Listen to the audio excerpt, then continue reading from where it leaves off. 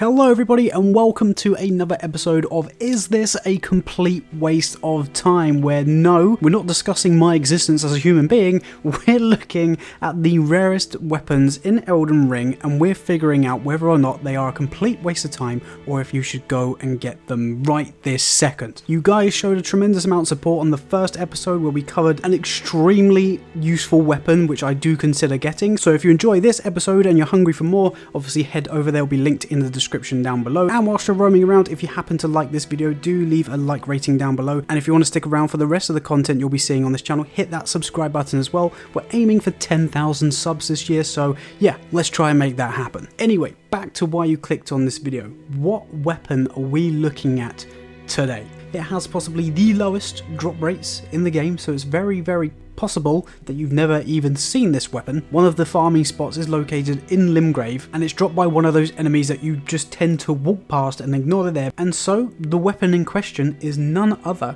than the Noble's Slender Sword. Again, you've probably seen this covered more recently on YouTube. It is a bit more of a recent development, I would say, compared to most of the rarest weapons in Elden Ring. Hence why I'm covering it today, because there's a chance that some of you probably didn't even know this weapon existed.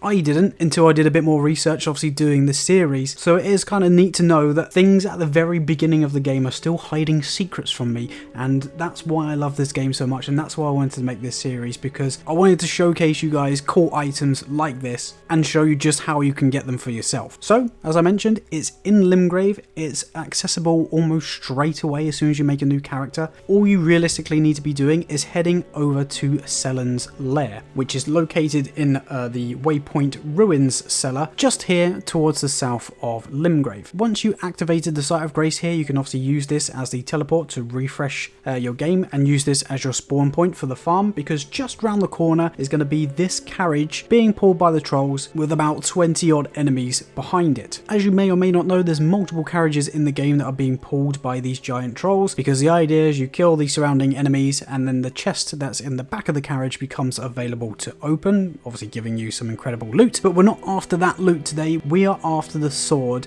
that these specific nobles are carrying. There's going to be a mix of old aristocrat nobles, staff-wielding mage nobles, Cadens, the ones that are riding on the horses, as well as just normal Stormvale guards.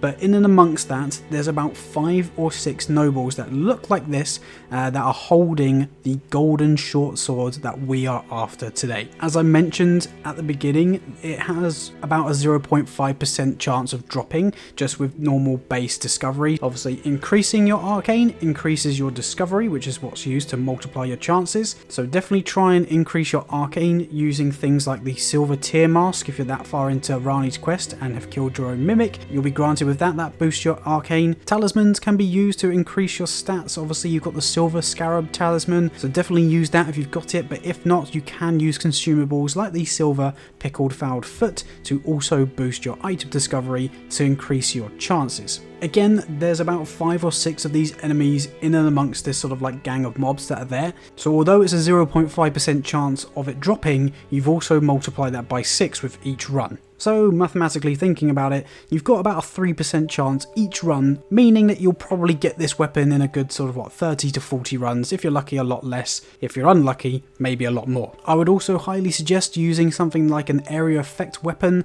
like you're seeing here. I'm using the magma blade, obviously just annihilating most of them with a couple of moves, picking up all of the drops around me, because this weapon is only a common drop. It's not like a rare, like a purple drop that you see with most weapons. So the idea here is to basically kill everything in sight and just sweep up, spamming the Y button as much as you can, making sure you collect all of the items that drop in the chance that it could be that sword to add to your collection. For me, obviously you're seeing the farm on screen. It took me about, I'd say, 40 odd minutes, because it roughly takes about a minute or 2 to clear off the enemies. Obviously starting from the Grace, you can jump straight onto Torrent, which is a lot quicker, so literally use Torrent to run out of the ruins, hang a left, hit this first enemy at the beginning because he's somewhat on his own, but he is also carrying the sword, and then use Torrent to basically jump in the middle, use an area effect weapon, or if you're not using an area effect weapon, just gradually take them on one by one and rinse and repeat. And then eventually you will have yourself your very own Noble's Slender Sword. And let me tell you, it's trash. It really, really is not good. So in complete contrast to the last episode where the weapon we covered was absolutely phenomenal, this one, it's a hard miss. It is pretty much just like the bog standard short swords, broadswords that you can find throughout the game. The fact that this was such a low drop rate led me to believe that maybe something somewhere made it absolute beast against a certain enemy, or had a boost against something that just made it stand out from the others.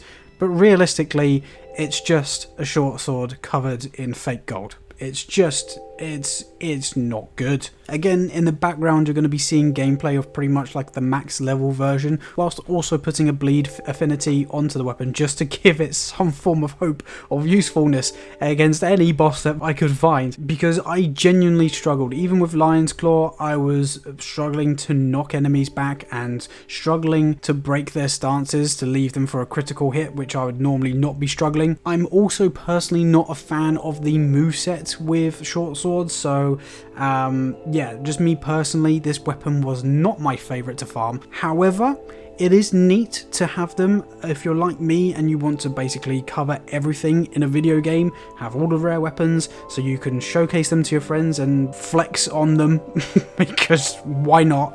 Then by all means, it is a fairly easy farm. The reset time is very quick because it's literally just around the corner from the Grace. So if you've got like half an hour, 40 minutes to kill, I would say go and get it, because it's a nice sort of like collector's item to have and show off to your friends and be like, have you got this weapon? No, I didn't think so. But then they're just going to whip out something like the Rivers of Blood, or I don't know, literally any other weapon, and absolutely destroy you, because this is utter trash. So my verdict of, is this a complete waste of time?